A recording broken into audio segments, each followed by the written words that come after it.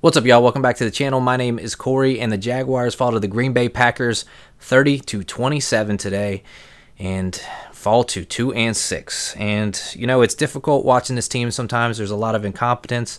There's just a lot of stupidity, whether it be coaches, whether it be players. There's a lot of lack of effort. I see a lot of quit on a lot of players out there. And it seems like still with a team like the Packers, they're pretty good. They are 6-2. And, Jordan Love's out there playing hurt. They got their backup quarterback in there. We kept it close in the second half. Actually got up and tied the game with a minute left. Ended up losing on that because of a walk-off field goal. But there's also a lot of positives. I feel like we got in a couple rhythms. I feel like our receiving core, a lot of that stuff is starting to step up. Whether or not it's the big names or not, people are starting to make plays when we need the plays to be made. Evan Ingram's looking good again. Brian Thomas Jr. is still playing like a beast. He had a little injury. I think he'll be all right next week. Didn't look too major. Christian Kirk, that's a different story. He definitely had the shoulder injury. I don't know if it's dislocated or a tear, but yeah, he looked like he was in some pain. And yeah, so it was a tale of two halves, really. The first half was god-awful. We could not do anything. We couldn't execute. We barely had any time of possession. We ran like 9 plays to their 20-something in the first half, for a while there. I think we ended up getting a touchdown to end the first half and a field goal. I want to say it was 10-13 going into halftime. I don't exactly remember. I think that's what it was. But it was one of those things where you look at it and you're like, bro, I'm not exactly sure what the real issue is with everybody here going on. Last week I talked about it, and I'm like, I think we're not getting reps to the right players. We spent a quarter last week running the ball with Tank Bigsby like 17 times in a row, and we didn't give Trevor Lawrence the reps. We don't give people the experience they need to go out and play confidently every week. I think our game plan changes, our schemes change, and the coaches aren't confident in the playing. I don't exactly know, but it's palpable that there is a worry almost every time that we have a chance to do something right. And it feels like even the coaches and the whole team feels like there is going to be something going wrong. Us as a fan base, I know we feel that.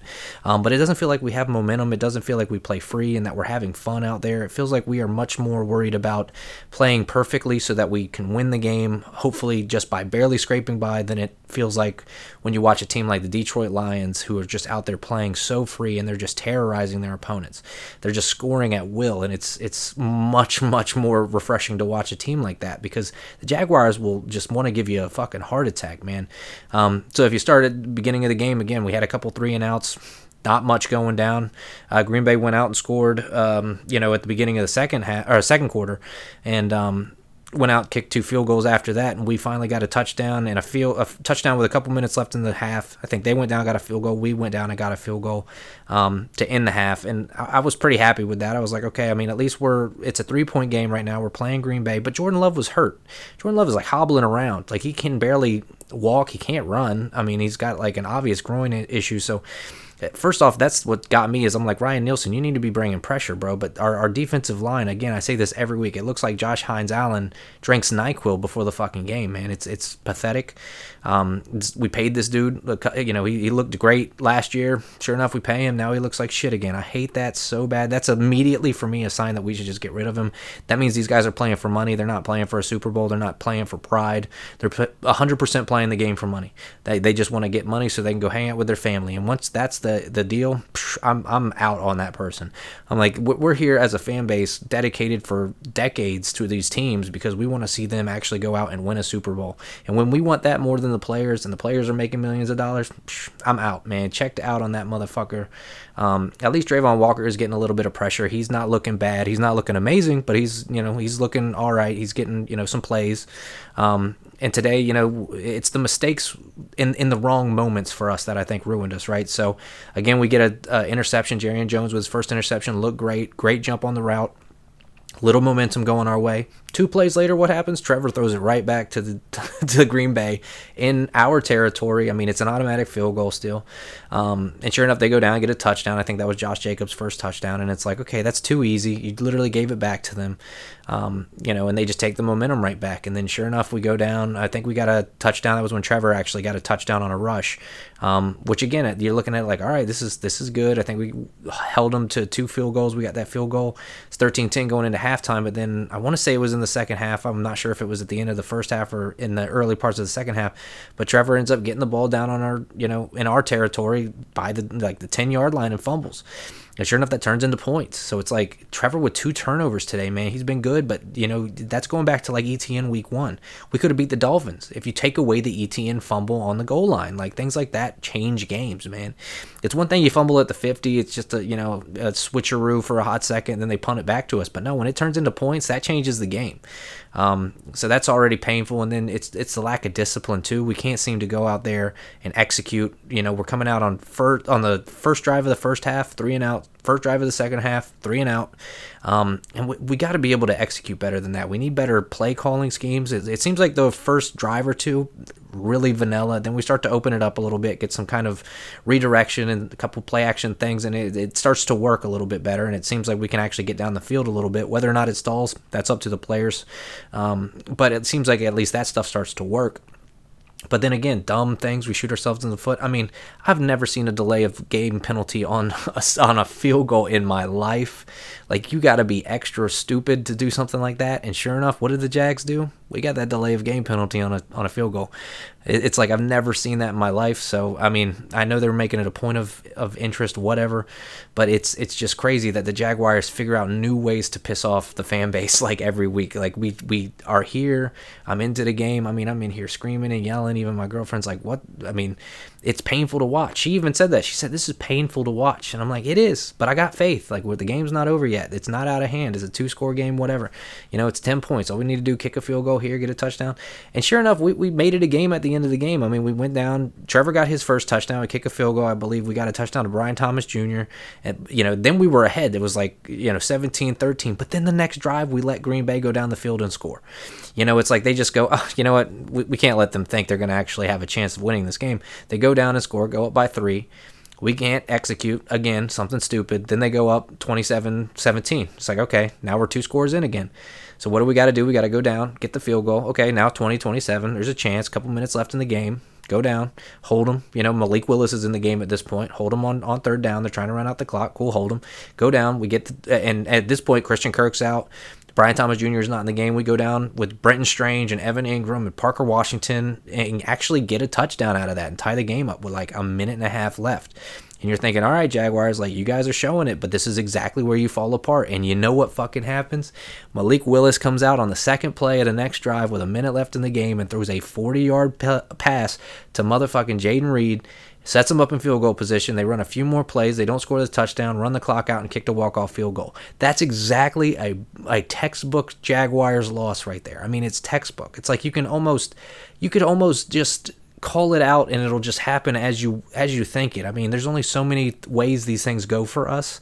And it's like, I like to sometimes guess what's going to happen. Like, coming out of halftime, I'll tell people, I'm like, watch, we're going to fumble. And it's like, I swear, 9 times out of 10, I can just about guess exactly what's going to happen right out of halftime during a drive that's crucial, right during a crucial moment. I'll say, it's 3rd and 22. Watch, we'll probably get a holding call or pass interference. There you go. There it is. Give them a free first down. Same thing with the 4th and 5. Ironic, it was exactly 5 yards, and what happens? Delay of game penalty, first down. It's painful, really, really fucking painful. The incompetence and the stupidity this team has, it's just insane to me. So let's look at a little bit of stats, because we'll say it was closer statistically than I think a lot of people watching the game knew. And again, I mean, the Packers had to get a walk-off field goal to win the game, but realistically, no one remembers the game when it's a game this close and it's a game like, okay, the Packers won. It's just another win in the win column, and for us it's another loss in the loss column. That's really what this comes down to. If I was to tell you what happened in the week 3 game, you'd be like, I don't fucking remember. So anyways, if you're looking at the total yards, it's 422 to 390 for the Jaguars, 390 there. So Green Bay had 30 extra pass yards, not that crazy. Or not pass yards, total yards. Passing yards, 352 for Green Bay, 299 for the Jaguars. Now, we did outpass them. I think that's a little bit of the garbage time stuff at the end with Trevor Lawrence having to go. And then once Malik Willis came in, they stopped passing it as much, so I get that. Now, 170 to 91 rushing yards. They had 170 rushing yards. I'm telling you what, Josh Jacobs ran all over us like a motherfucker. We could not stop it. And I think that comes down to the D-line. That's Josh Hines, Allen, and Trayvon Walker, and some of those guys. They just look fucking terrible. Like, they don't look like the draft picks and the guys that we should be paying. Like, they just look like they don't want to fucking play. They're not aggressive. They're not dogs. I have this mindset of like, your defensive coordinator is a good representation of your actual attitude. fucking Ryan Nielsen is such a bitch, man. I hate that guy. I legitimately hate him. I don't hate a lot of people. I hate that guy. He's got a fucking giant ugly mustache. He looks like Jeff Foxworthy, and he looks like he's not confident in any of his ability to call the defense here. And I don't know what it is. It just looks like a disconnect. I don't know if the players just aren't up to what he's normally coaching. I don't know if the players don't have faith in him and they don't want to care. Like, I really don't know. It seems like there's a disconnect between the coaching and the defensive play, though, because I will say that, like, other than Jerry Jones' interception today, our defense just did not look good. They could not get to a one-legged Jordan Love. They couldn't stop Malik Willis from running and throwing on him. Like, it's just pathetic, man. It's pathetic. The schemes are bad. We play, 10 yards off the line. We can't play man-to-man. We can't play zone worth of shit. Like, we can't do anything creative or different. We don't blitz. It's just bad all around, and we can't get pressure. We can't get pressure with 4 people sometimes, and these are highly paid defensive players that are supposed to be number 1 draft picks and shit. It's crazy to me. So yeah, they outrushed us by 80 yards. So that makes sense. Now first downs closer, 19 for the Jags, 22 for Green Bay. Third down efficiency, that's where we really fucked up. 1 of 9 for us, but they weren't too much better. 3 of 11 for them. We did go for a 4th down. We got the 4th down. Total plays, 56 to 67 for Green Bay. That wasn't too bad, but Green Bay, having 9 extra plays isn't ever going to hurt you unless you're out there, not scoring with them. They also had time of possession by like 8 minutes on us. So, again, at the end of the game, you give them the ball, they're going to go down and score, man. What do you think's going to happen? You guys got to go out there and light him up, blitz, do something. You can't let Malik Willis throw the ball to a wide-open Jaden Reed, one of the fastest players on their team. It's just idiocy. Like, that's all it is. And so we had a fumble loss. We threw an interception. And then penalties. I do think there's a bias a lot of times with the refs. I think that the NFL, that's one way that they are able to make sure that their money stays in certain areas and keeps coming in with the certain fan bases, because Green Bay is a big market team. Green Bay definitely has a lot more money and a lot more history than we do. And, that's one thing where I'm like, we're not a historically important team in any way. And I don't think the NFL's rigging it to where teams will win these games, but I do think that there's something to be said for the way the bias and the way the refs see penalties and like to call penalties. I felt like the ref today enjoyed calling penalties on the Jaguars. So, they had Green Bay had 3 penalties for 20 yards. We had 8 penalties for 60 yards. So, when you see that, it's just something where you just think that's got to be something that's kind of going on. I don't know, on behind the scenes. Like, it just doesn't feel like it's even enough for me. So that's just my opinion on that, but I don't know. So let's look at some independent player stats here. Now, Jordan Love and Malik Willis. Jordan Love, 14 of 22 for 196 yards and an interception. No touchdowns there. Malik Willis, 4 of 5 for 56 yards. He did get a touchdown. Now, Malik Willis, he's also been a 2-0, well, now 3-0 as the starter for Green Bay this year, because Jordan Love was hurt earlier in the year. And Malik Willis has had some practice, so he knows what he's getting himself into. He's had some reps with the first team here, so I wasn't necessarily stoked when Malik Willis came in. I figured he was going to play well. Josh Jacobs, 25 rushes for 127 yards. Ran all over our ass. He had 2 touchdowns as well. And then Malik Willis also with a rush that ended up going for quite a good bit of distance because he had pretty much a receiver down at the bottom of the screen there, kind of close to the sideline. Could have probably dumped it off. I think that distracted the defender. He was able to get upfield, so things like that happen, especially with a mobile quarterback, but we let him go for like 20 yards. It was stupid. When you really think about those things, it's one of those situations where, there's not much you can do to stop it. There's really not much you can do to stop that. You just have to make sure that you don't let those schemes keep rolling that way. And then looking at the receiving, Tucker Kraft had almost 80 yards on 3 receptions. Romeo Doubs, 70 yards on 3 receptions. Tucker Kraft also had a touchdown on tight end day, had to happen. Jaden Reed, 2 catches for 55 yards. 3 receivers with over 24 yards on average for how many catches and how much yardage they had. That can't happen. You know what I mean? You can't let people get on an average more than 24 yards a catch. Like, it's ridiculous. Christian Watson also had a couple catches. Dontavian Wicks had a couple catches. So they spread the ball around. They did what they had to do. And we just couldn't stop them. We really just could not stop them in that scheme. And again, the Packers are a good team. Like, I'm not taking away from the Packers in any way to say we should be stopping them. Like, they're also executing. They're all executing at a high level. But as much talent as the Jaguars have on this team, we got to be able to stay toe-and-toe with a team like the Green Bay Packers. We have that much talent as well on our team. We just can't seem to make it work. Whether or not Josh Hines Allen looks like he's going to pass out when he's playing, or Trayvon Walker just doesn't really have the aggression, or our safeties and half of our backs just can't seem to stay toe-to-toe with some of these receivers. I mean, right now, I miss Wingard. I miss some of those guys. Foye Oluokun came back in today, but same thing. He's been out for a few weeks. He's getting back up to speed. For him to come in and have to play a good Packers team, not the greatest situation for him either, but he made a few good plays. Anyways, let's go to our side of the ball. Trevor Lawrence, 21 for 32 for 308, 2 touchdowns and an interception and a lost fumble. I am happy to see Trevor Lawrence throw for over 300 yards. Okay, I'm very happy about that because that was my concern last week, was that Trevor didn't throw over 200 yards, threw 1 touchdown, and wasn't that efficient. Now, I know his numbers look okay at that point. His passer rating's okay, but you got to be able to do more than that to win in the NFL. It's okay to manage, but you got to be able to win. And right now we have pretty much a sophomore running back that really doesn't have that many reps. He's kind of figuring out who he is. We're going through a lot of different changes with our receiving core right now, whether it be injuries or people that are just kind of stepping in. I mean, Brenton Strange is coming up. Christian Kirk is constantly injured. Evan Ingram's finally back in the game. Brian Thomas Jr. has become a beast. Parker Washington suddenly is kind of opening up, and it's like we have a lot of talent. It's just we don't know where to go with it. We don't know who's going to have the hot hand game in and game out. And sometimes we don't find that out until the fourth quarter. So we've got to be able to spread the ball more. Trevor's still around 60% completion rate, but I mean, throwing that interception after we got an interception, that led to points. The fumble led to points. So it kind of becomes a moot point where it's like, cool, we're glad you got 2 touchdowns and 300 yards, man, but there's people out there that are throwing 4 touchdowns and 400 yards a game. You still got to play better. You still got to go out there and execute better, man. Like, I'm not mad about your performance today at all, other than the turnovers, because those are pretty much what lost us the game. But you still got to go out there and be able to execute better than you're executing, because some of these play calls, some of the passing decisions, they're just not there, man. You can't keep going 3 and out because you're the one who touches the ball every play, man. It's not really on anybody else. So, Trevor, I just want you to step up, man. I got faith in you. You're starting to look better each week, but you got to keep going. And you did have a rushing touchdown. Like, that was awesome. You went out there and earned a rushing touchdown. But you've got to get out there and play a little harder, man. It still looks like you're a little bit in slow motion compared to some of these, especially the younger guys right now, the Jaden Daniels and the Caleb Williams. You look like you're in slow motion compared to some of these guys, whether it's decision-making or running. I just want to see more from you there. Tank Bigsby today, not his best day, 18 rushes for 78 yards. Still good, still better than pretty much a lot of Travis Etienne's days.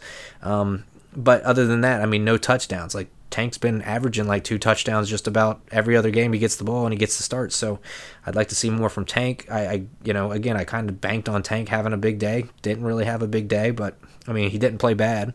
Just not as big as I was hoping. Brian Thomas Jr., 60 yards, 3 catches and a touchdown. All right, 20-yard average, not bad. Brenton Strange, 5 catches for 60 yards. That was what was surprising to me, is Brenton Strange really came alive all of a sudden. Brenton Strange this year has been a surprise. I think that kid is pretty damn good. Right now, our tight ends are probably our best position on offense. Those guys seem to be on lock every week, no matter what we do. So, Christian Kirk, he ended up getting hurt, but 2 catches for 59 yards. Parker Washington, 3 catches for 46 yards. Evan Ingram, 4 for 36 and a touchdown. So, and everyone, Tim Jones got a catch, a couple other catches in there for some other guys, but yeah, it's rough to watch this team. I think there's an issue with the coaching. I think there's an issue with the way they develop the players right now.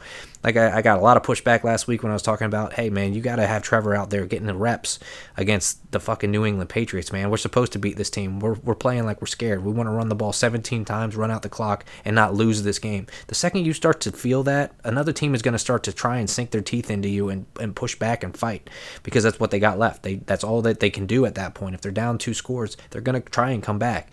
And again, I told everybody, I said, you take away the Parker Washington punt return touchdown last week, we didn't play that good. Trevor did not play good enough to win. They said, well, we won the game. That's all that matters. I said, all right, we'll see if that works next week. Because again, you're not going to get a punt return touchdown every week. In fact, we're probably going to get turnovers. We're probably not going to be able to execute very well, because that's been the trend. And if you can't start to want more out of your team and start to pinpoint the problems, we're going to keep having problems. And if I had to pick 5 problems right now, I'd say that our defensive coordinator is garbage, and that's leading to our defensive play in general being garbage. Josh Hines Allen is terrible. He's not the player we thought he was that we paid him for. Thank God. I mean, some of these other players are starting to step up. Darnell Savage is pretty good. Some of these guys are trying to make an impact, and they are getting tackles for losses. They are getting a little bit of pressure. But Trayvon Walker and Josh Hines Allen, the 2 biggest names on the defense, are not that great. And that rolls over to our cornerbacks, too. They're not looking that great. Trevor Lawrence isn't that great. He makes mistakes that end up being costly, and or he's not executing until later on in the game, in which case, unless we're playing a really, really, really bad team, doesn't seem to matter. I mean, the teams that we've beaten so far are the Colts, who aren't good, and the Patriots, who aren't good. So it's not like we're good. We're just beating teams that are worse than us. And again, that's not something to hang your hat on. Like, cool, we've got 2 wins, but we're still probably one of the 3 worst teams in the country right now. So we've got to be able to do better than that. 4, we don't really know what's happening with our receivers. Our receivers just cannot seem to get their shit together. They're soft. A lot of our guys, Brian Thomas, not soft. He's actually working pretty tough, but we keep getting injuries. Christian Kirk might be a liability. He seems to get hurt every other game. And Evan Ingram's playing really well. And yeah, in general, we just need a full refresh of the system. I mean, we need the whole system to feel fresh and like energetic and fun and free again. That's what I think is missing from this team. Is there's that feeling of we've got to be right so that we can win and get things going again. Which again, I say it every week. This is like chess tilt. You can't keep trying to fix little things and expect big returns. You need to fix everything and have a big perspective on it. And I think that's the problem, is we focus on these little things that don't add up enough into a actual winning culture. They're just us trying to eliminate mistakes, but that's making us hyper focused on things to where other things suffer for that. And so you've got to be able to see the whole scheme. That's why I think the whole 1-0 thing is stupid as fuck. You need to look at the whole season and think, no, this season is going to go till January. I want to see every week you guys looking at each week like these 5 days matter, the next game matters, but there's a lot of games left. You need to look at all of them. You need to get hype about all of them. Now, you don't need to look ahead 3 weeks at a team that you want to play. Look at the team you're about to play now, but you have to be in a full-size mindset here. You got to know that this is a journey and that you got to be willing to be ready to play that, because I think if you're thinking week in, week out, the guys look at Sunday like, okay, after Sunday I get a day, we get back to the grind, it's kind of a day in, day out routine, like a normal job. And you don't want that with a football team. You want these guys to be like, this is the few months of the year that I thrive. I work for this every year. And I just don't feel like these guys have any kind of hopes to get into the playoffs. They don't really care about the Super Bowl. I don't hear a single one of them talk about winning the Super Bowl. Never. I never hear any of these players talk about winning a Super Bowl because I don't think they believe they can. And I think that's what's detrimental to the team. And I think Doug might be the only one right now who looks at it like, bro, I've won a Super Bowl. This isn't that hard. Like, it's tough to win a Super Bowl, yeah, but it's not that hard to have a good team and execute and get out there and have a chance to get into a Super Bowl. But at this point, I'm just kind of checked out on this team. There's a lot of bad. There's a few good things. There's a few players that look good, but I think we look at the good and just go, thank God there's something good, and we try to forget that there's bad instead of getting pissed off, instead of having a little fire under our ass and going, look, things need to change. I don't care how it changes, but whoever's got the authority to make those guys know that they need to change or they will be on the street at the end of the season, you need to make that known. Like, I don't know if it's Shot, I don't know if it's Doug, I don't know who's got the authority right now, but you need to go up to some guys and go, you aren't doing your job correctly. And there are people who work at fucking McDonald's that will get fired if they don't do their job correctly. You make millions of dollars and you ain't doing your job correctly. Figure that shit out. Ryan Nielsen especially, that dude needs to go as soon as the season's over. He is so bad. His defense is terrible. And yeah, I mean, it's terrible to watch this team right now. It literally feels like I'm going to have a heart attack every Sunday because I'm like, I try not to get my hopes up, because the second I get my hopes up, I'm like, you know what? Why am I doing that? I know they're going to rip my heart out as soon as the game gets remotely to the ending, the last 5 minutes of the fourth quarter. Something stupid's going to happen, and it's like clockwork. It does every single week. Something stupid happens, except for the Buffalo game where we just got blown out the whole time. But yeah, that whole day I just wanted to shoot my brains out anyway. So we'll see what happens next week with Philly. Philly is probably going to whoop our ass, so I'm going to sit at home in the comfort of my home, probably prop my legs up on the couch and just laugh, because there's plenty of my friends this week that are going to talk mad shit. I'm just going to take it and I'm going to be like, yep, my team fucking sucks. I have no faith in these guys. They're fucking pieces of shit. They're all bitches. They're soft. They suck. So we'll see what happens. But maybe somebody, whether it be Doug or Trevor or somebody that actually wants this team to win, maybe they'll do something. But when Trevor said football ain't the most important thing in his life, it is obvious that it is not the most important thing in any of these guys' lives. So I don't know. Maybe we'll get a good draft pick, somebody that'll come in and change some culture here. I don't know. The days of Mark Brunell and Tom Coughlin and the Jaguars being something of a fresh face in the NFL and actually putting some pedal to the metal and going to the playoffs. It's sad to think even Blake Bortles has had more success, really. He's had more playoff wins than Trevor Lawrence, man. And it's crazy to see, to me, to be honest, because I never thought I'd say it, but I miss the days of Jalen Ramsey and Blake Bortles and Calais Campbell and Saxonville and, Allen Robinson and Allen Hurns. Man, that was the days. Those were fun times. So maybe we'll get back there, but I appreciate y'all stopping by for now. Leave a comment down below. Let me know what you thought about the game, what you think you would like to see fixed. I'm going to jump on some live streams tomorrow, the Jaguars live streams, the 1010XL, Brent Martino, all those guys. I'm going to jump on some live streams tomorrow and talk Jaguars and put out my perspective and my anger a little bit and see if people see what people say. A lot of people like to get mad at me because I got a pretty extreme opinion, but I'm also a football guy. I think football is an aggressive, competitive sport, and if you don't have that mindset and you play too much of this softball, we want to be sportsmanlike, don't run up the score bullshit. Nah, the other side of the ball, those 12 guys on the field across from you, whether offense or defense, you need to have the mindset that those guys are the absolute worst human beings on the face of the planet, and you need to go out there to teach them a lesson and annihilate them. You need to manhandle those guys. But we are just way too soft. It is not what we do. So we'll see what happens. I appreciate y'all stopping by. I'll see you on the next one. Have a good week. And Duval till we die, baby. We ain't leaving. But that doesn't mean I have to sit here silently with my tail between my legs. I'm going to voice my fucking opinion because I want to see this team succeed. And we only get so much time on this world. I don't want to spend it watching the Jaguars lose. So peace out. Have a good week. See y'all next one.